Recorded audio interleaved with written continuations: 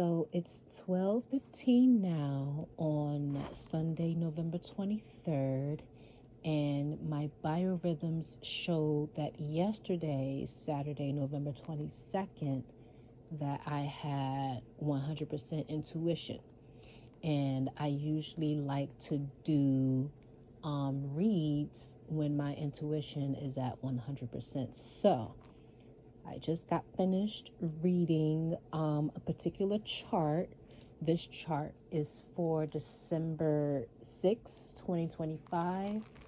I think I made a post on Instagram talking about how December 7th seems to be a very energized day.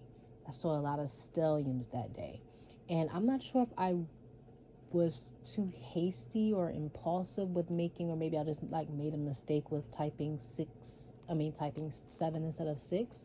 But when I just looked at it, I didn't see anything really popping on December 7th. Not saying that that's not possible, because we never know, but I definitely saw a stellium on December 6th rather than the 7th.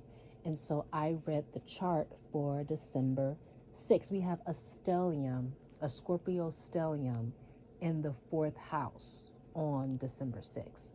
And from my observations and from what I've learned, the 6 is the peak. That's the peak. Okay, it's the days that in the weeks that are leading up to that day is where all the juice lies. I learned this type of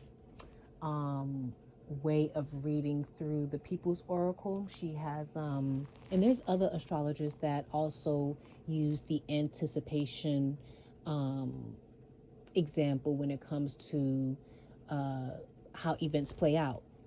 However, I really appreciated the People's Oracle's explanation of how it's like an orgasm. And so, if you've ever had the privilege of having an orgasm, you know that it's not the actual orgasm that's the juice. The juice is the anticipation of the orgasm. The juice is when, you're being talked through it. That's, the hyping up to, that point. Of course, we all want to feel the ecstasy and reach that, high peak of ecstasy, but it's that, when they talking you through it to get to that point of ecstasy, that's where all the juice is. And I realized that when I tried to make my little prediction of when the shutdown was going to end. I had a prediction that there were 3 dates that I had in mind. It was like October 21st, November 21st, and December 7th. And as we can see, the shutdown has ended. It ended mid-November. I believe it ended the week of November 12th. I think that was the actual day that the shutdown ended. And looking at my calendar, the 21st was that following week. And so that supports the whole orgasm example of how transits usually play out. It's usually the week before, the days leading up to that particular date that is being mentioned is where all the action is lying. So, with all that being said, this week, let me see, where this is the 23rd. Where is the 6th? The 6th is next week, next Saturday. Okay, so this upcoming week and, the week leading up to the next week, leading up to the 6th, it's a lot of action, a lot of juice may be happening, and specifically in the fourth house, which is the house of the father. So a lot may be happening when it comes to family life. So let me just take it side by side. I didn't have time to look up little pictures and put together. I didn't have that time. I did not know that my intuition was at 100%. So anyway, on December 6th, we have in the fourth house, we have Mars, Mercury, Sun, and Venus. That's a stellium. We have 3 or more planets in one archetype, in one sign is a stellium. And that's focused, activated energy. That means that the archetype of Scorpio is working overtime. Scorpio's agenda is being played out in 4 different planets. It's being played out in the sun, it's being played out in Mars, Mercury, and Venus. Okay? So, with Scorpio being a planet, well, being a sign ruled by, with Scorpio being a sign or archetype ruled by Mars, and with Scorpio having a stellium, with us having this Scorpio stellium, all that means is that Mars is more than likely the most important planet in this particular chart, because we have a lot of Martian planets. We have Scorpio Mars, Scorpio Mercury, Scorpio Sun, and Scorpio Venus. So basically, Martian Mars, Martian Mercury, Martian Sun, and Martian Venus, right? And so, with Mars in particular, Scorpio is at home in Mars. Mars is Scorpio's home planet. You know what I'm saying? Scorpio bought, or is, I should say, a tenant, because it shares, I would say it's roommates with Aries. And so it's one of the tenets of Mars, right? So it feels at home at Mars. And I'm not sure if I've explained this in previous videos. I know I definitely have explained this on Instagram. But when a planet is in its own sign, when you're at home, you can do whatever you feel you want to do. You can go rogue, you can be naked, you can do whatever you want to do.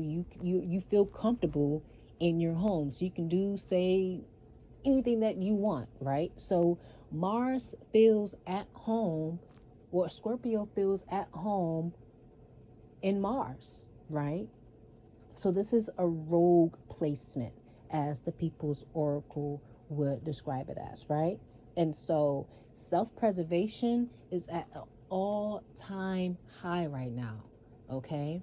Depending on your own personal chart, where Scorpio lies, in your chart, how your Mars is in your chart will determine, what December 6th has in store for you when it comes to family life, especially that father side of the family, because it's a lot of planets in dad's house, right? And so self-preservation in dad's house, may be a lot of conflict with parents, especially with the father. And what's interesting is that you can still be having these conflicts with your father, or with whomever is the father figure in your life. You can still be having issues with that person even if they're not in the picture, right? Someone's presence has just as much of an impact on you as their absence, right?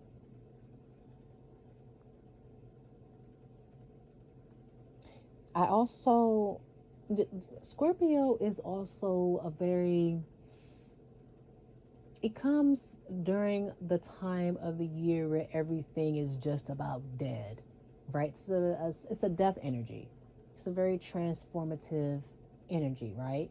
And so, with the fourth house being the house where you're laying down your roots, that's your father's house. Your father kind of like starts the whole process of you coming to life. Even though the mom makes the choice to bring you to life, the father plants the seed, right? So laying down your roots. With Scorpio Mars here, this may indicate, in the fourth house, this may indicate that there can be a pregnancy after someone dies, right?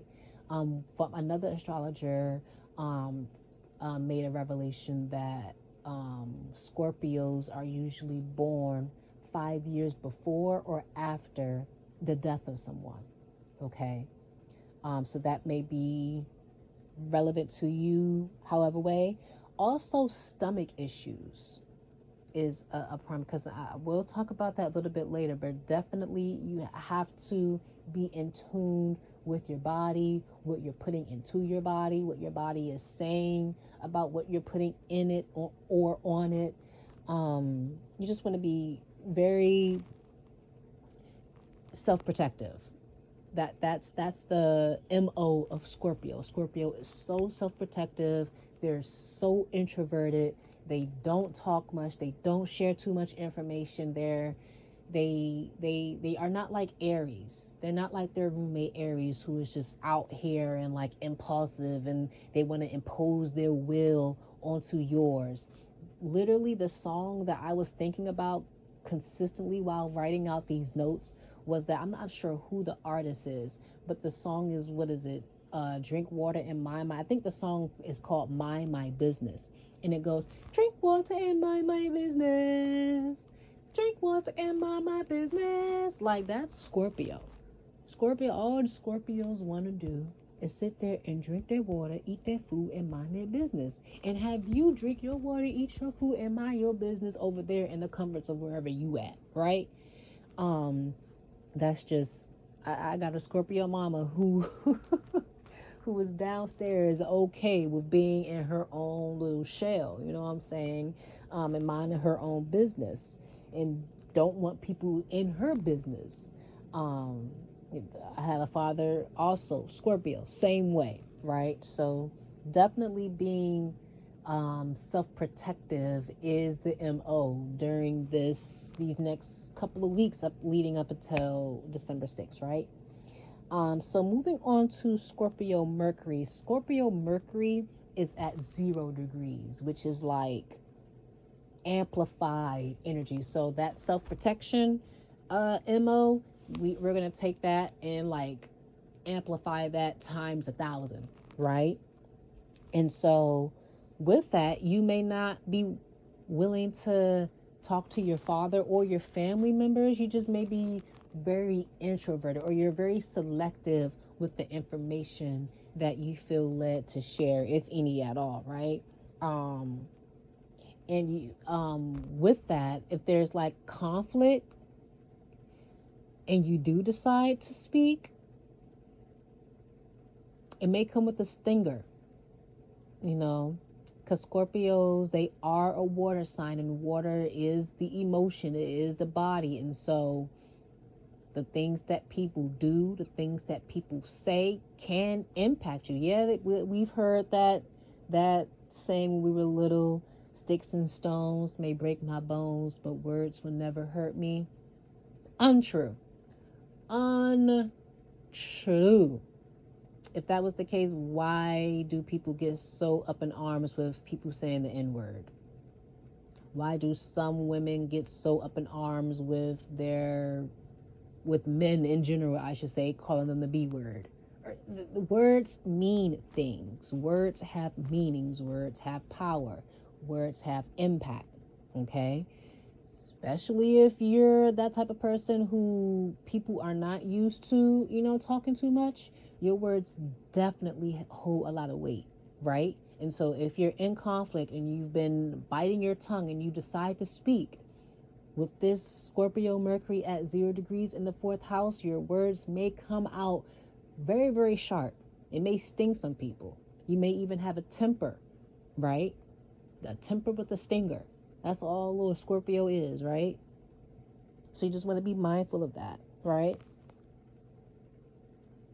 And you may end up getting to the point where your temper is rising is because people may be coming to you with BS.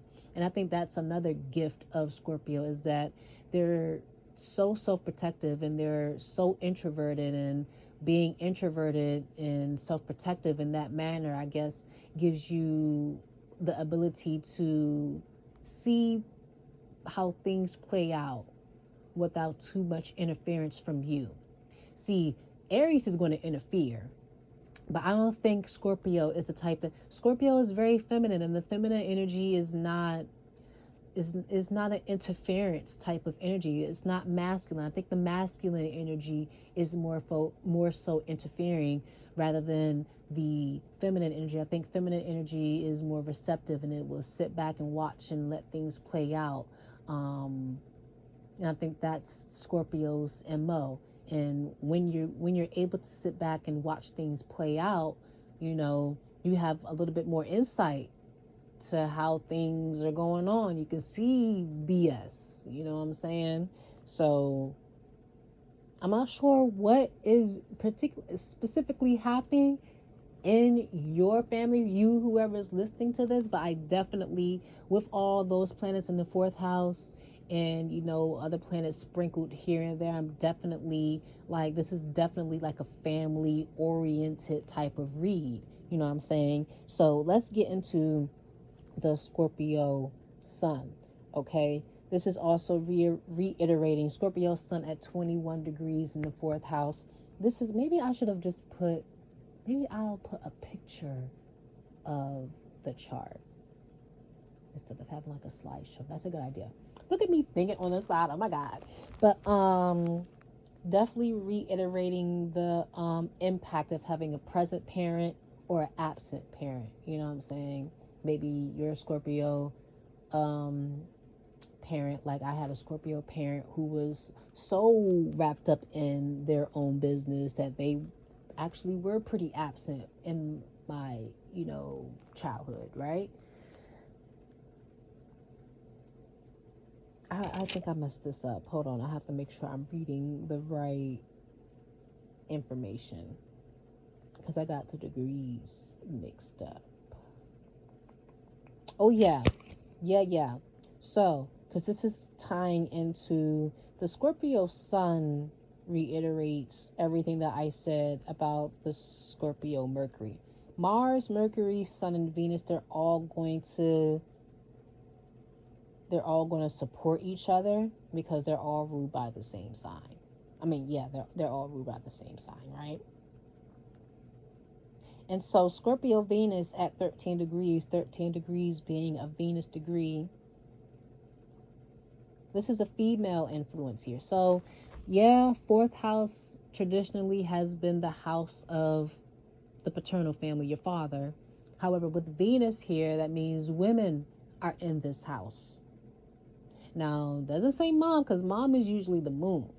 Now, it doesn't say that mom can't be Venus, but I'm definitely seeing a female influence here in dad's house, right? That could be sisters, it could be mom, grandmom, whomever.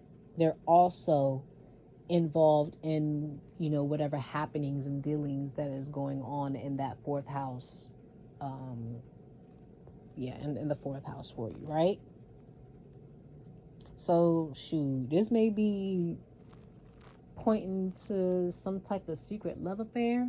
Maybe you're having one. Maybe your father's having one. Someone is having a secret love affair. You know what I'm saying? With the Venus being in the fourth house, right? Also, the 13th degree is a degree of poisons and poisonous bites. And I think that's why I kind of hesitated with that Scorpio sun, because I originally read it wrong and I put Scorpio sun at 13 degrees, and the 13 degrees for the sun indicates injuries from animals, but that was wrong. The sun is at 21 degrees and Venus is at 13 degrees, but even Venus is still pointing towards some type of harm when it comes to some type of poisonous bites. So maybe a spider, maybe a snake. I'm not sure what you got around you that is poisonous, but you definitely got to be careful with poisons, period, and especially when it comes to food, right? Because, yeah, so get the worm. There's one parasitic type of herb, not a parasitic, or it helps with parasites. I'm not sure, I did not word that right at all, but it helps with parasites. It helps with getting rid of parasites. Because I know I just got off of an Instagram live where people were talking about they're feeling the effects of having a parasite within their bodies. So you may want to get something called wormwood. Wormwood. Make that into a tea. It's very bitter. Oh my God! But you will pass whatever may be in you, right? So just definitely want to keep a lookout for that. But parasites in general, parasites, like actual parasites may be impacting the family, or parasites of like a symbolic nature, like someone who's just kind of sticking around the family for their own benefit or for whatever benefit, things of that nature. You just want to be on the lookout for. Just be very, very self-protection, self-protective. Scorpio is here to protect us from stuff like this. I think the Scorpio, um, if we look at it like a primal biological type of sense, the Scorpio archetype is the part of it, because we have all the signs in our chart. So even though you may not have it activated, you still have it. So we all have an instinct within us to protect ourselves. That's Scorpio. So that thing, that instinct within you that tells you to look both ways when you're crossing, before you cross the street, that's Scorpio. You know what I'm saying? The thing that tells you to not eat that bright red poppy out in that field because you will hallucinate and die, and like that, that's Scorpio. Scorpio is like, should I even go as far as to say Scorpio is like the amygdala, is like the free, fight, flight, freeze, and fawn. Yeah, it rules over that. It's there to protect you, right? I don't want to get too psychological here, but how can I not? Been studying that shit for like 10 years.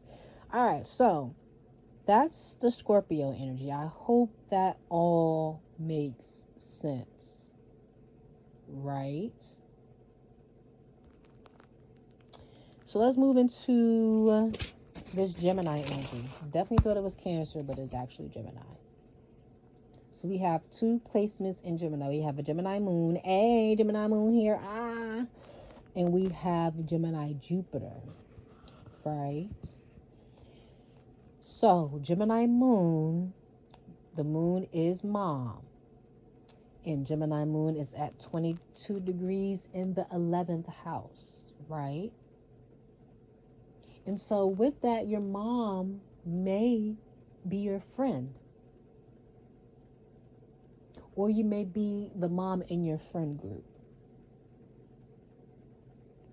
And if your mom is your friend, that can, there can be a possibility. It doesn't have to be with everyone, but there can be a possibility that if your mom was your friend or attempted to be your friend, you didn't take her seriously because she's your friend. She's aiming to be your friend, not your mom. So when she, I guess, tries to get into her discipline bag with you or whatever, you probably looked at her like, girl, what? Literally stop. Like, you tried it. You literally tried it, right?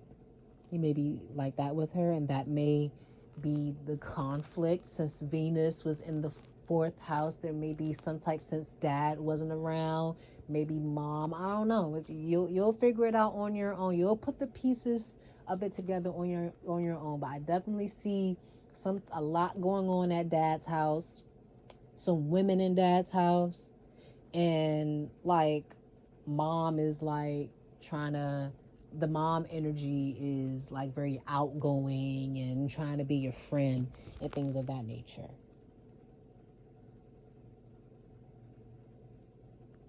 And with your Gemini moon in the 11th house, the 11th house being the house of like associations, colleagues, things of that nature, and with 22 degrees being a Saturnian degree, and Saturn is all no. Saturn is literally the word no. If you look the word up no in the dictionary, you should see Saturn. And so with that, with your Gemini moon in the 11th house with the Saturn degree, you may have troubles may come from your friend group, like your partnerships, right? So you got a lot going on at home, especially on your father's side of the family, and it's not a stellium, But there's some things going on that you may not really be aware of. You may not be too focused on because you got all these planets in the fourth house. You may not be too focused on your 11th house.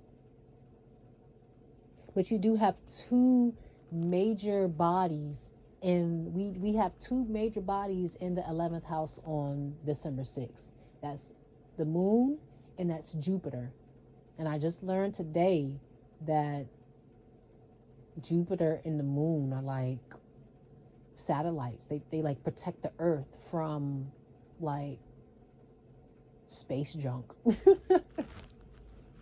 Right, just from their orbits, they in their gravitational pulls, they protect us.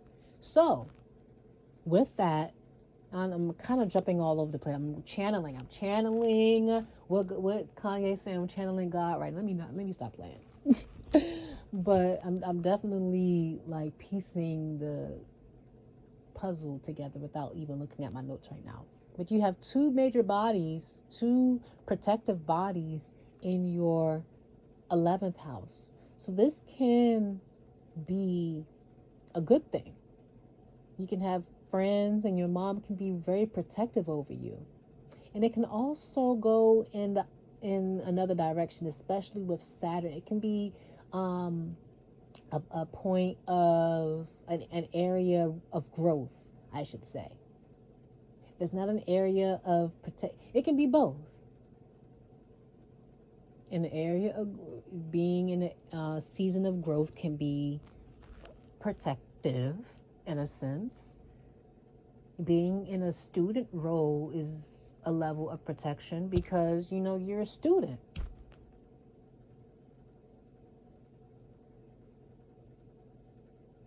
You don't have the same responsibilities and the same power as the teacher, as someone with the license. You know what I'm saying?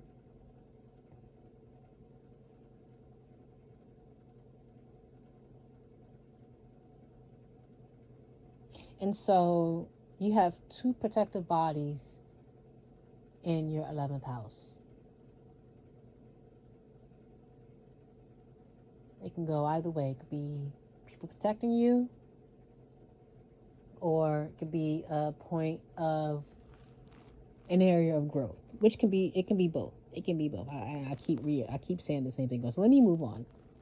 Let's move on to Saturn, because Saturn seems to be pretty prominent too.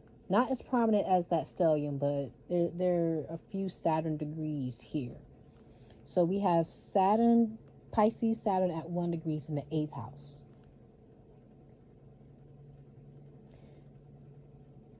This also talks about secret affairs, right? Saturn in the 8th house, that is because Saturn is like also death. Like, yeah, Scorpio is like, I feel like Scorpio is like transformative, like spiritual deaths. And like Saturn is like, nah, like die. Physical, like you're on a time constraint, like this is the reality of it, like death is a reality, like that. And so with reality being in the 8th house,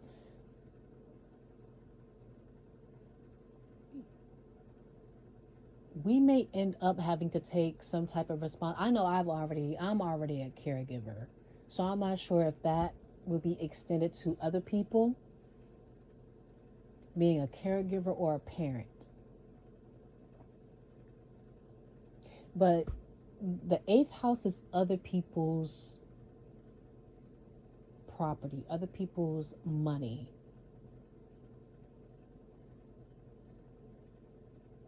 And so there's a possibility of receiving an inheritance. And it doesn't have to, because with me being a caregiver, I didn't have to lose anyone to receive, to put all the things in my name. It's just the way things ended up playing out.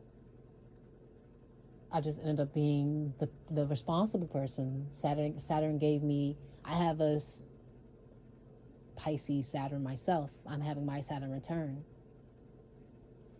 and so this may be indicating that the caregiver duties may ramp up around this time,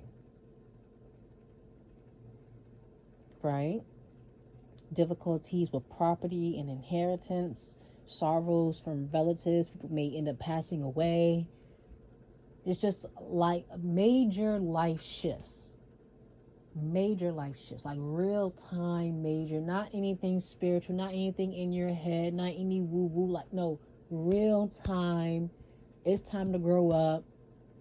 You have to take care of this person. This person's life is literally in your hands type shit. This person's money is literally in your hands type shit. Like, you're going to be more than likely dealing with, especially if you have a Pisces Saturn, some real life adult type shit, right? Leo rising at 15 degrees also talks about an inheritance. It also talks about getting married. If you're under the age of 25, I'm not even sure who will be watching this video that's under the age of 25, but I will never count you out. Marriage at 25 is a possibility with this particular chart. I'm not sure who that's for, but it's there. Because it's a Saturn degrees gives responsibility, and being a husband, being a wife, that's a major responsibility, and that's a major life shift. And it could bring more life shifts because usually marriage brings kids, which it's a whole other level of responsibility, right?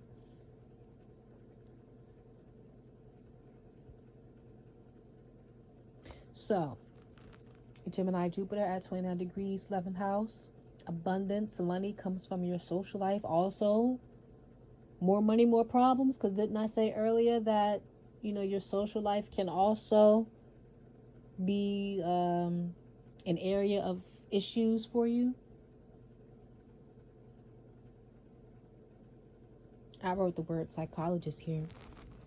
Gemini Jupiter, 29 degrees, 11th house. Indicates a psychologist. I think the 29th degree Gemini is a psychologist degree. So honestly, that's what I'm getting. I always feel like the reads are all over the place. And yet when I listen back on them, they seem to always tie together. But the main takeaways that, just without looking at my notes or anything, the main takeaways that I'm getting is that this is a very family-oriented read. Dad's house, or like the father side of family, is essential at this time. Mom is essential. Friends and acquaintances and colleagues are essential. And also the act of being responsible. Reality is essential. So it will be interesting to see what this next week or so gives us, because yeah, it will just be very interesting. So with that, I will leave this. I will stop here, and hopefully that resonates with someone. I'm not even sure if that last video resonated with anyone with the PowerPoint, but I'm eager to see what, because I definitely was spot on with that shutdown prediction, and I don't even be trying to predict. So we shall see. Let me know if you're so inclined.